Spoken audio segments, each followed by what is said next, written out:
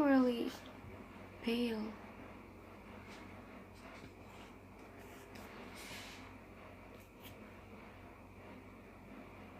Okay, okay, cool. Hi.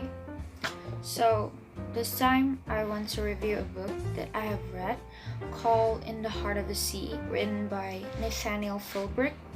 It was a narrative nonfiction, but actually, at first, I thought it was a fiction book because I find it hard to believe. Because the story itself is really hard to predict and somewhat unlogical than you might imagine. The story begins with a boy named Thomas Nickerson, who is a worker of a whaling company in 1890 in a small city in Nantucket, in Mississippi.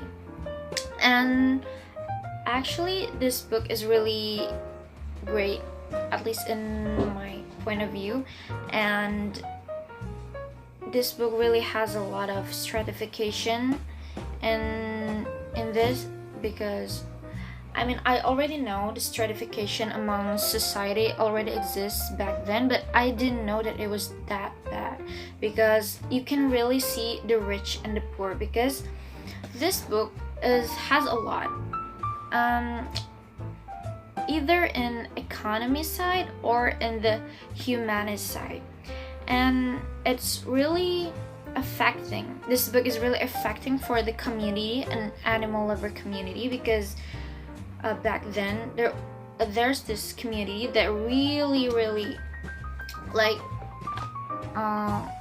contract with this whaling company. So but the whaling company didn't really listen because it was giving them a lot of money. Oh, and a whaling company is a company that sell a whale oil. The whale oil itself is very hard to find and difficult, because you need to go on a sea at least for 6 to 8 months. It's the minimum of time, because it's very hard. First, it's very hard to find a whale, and second, it has to be a male whale, because if it's a female whale, I mean, it's pricey, but not as pricey as the male whale. I didn't really understand that part, but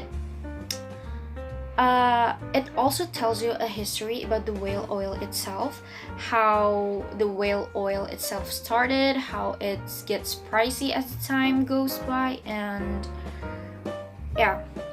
And this book has a lot of back and forth situation.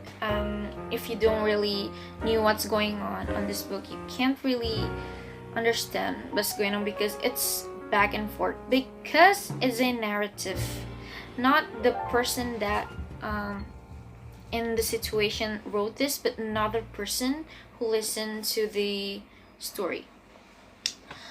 And what's surprising to me, that whale oil has a very high price back then.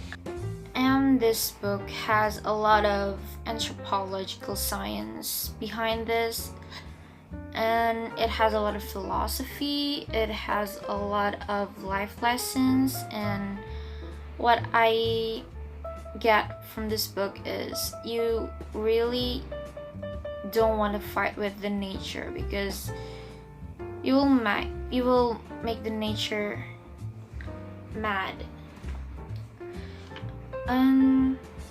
It's actually have been filmed in 2015.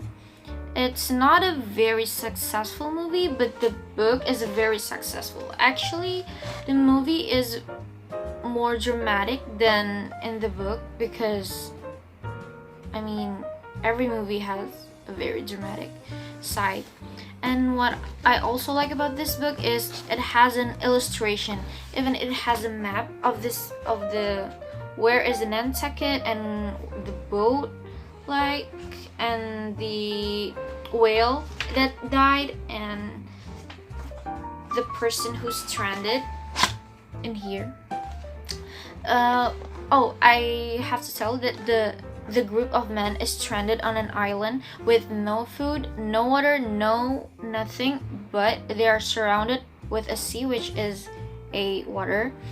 And I think I would be very frustrated if I were them. And yeah, I think in this book, the storyteller told the author that it was their karma for hunting the whale from time to time. And yeah, it's very mind-opening book and has a lot of history behind it. It has a lot of social perspective, how it affects some community and how it affects the economy. And I would really recommend you this book if you really love anthropological science, because it's very interesting. From a scale of 1 to 10, I would rate this book 7 out of 10. So that's it. That's my review of this book. It was a great book, and it has a lot of backstory behind it, a life lesson, and I really recommend you this book. So thank you for watching. I hope you like my book review, and see you. Have a great day.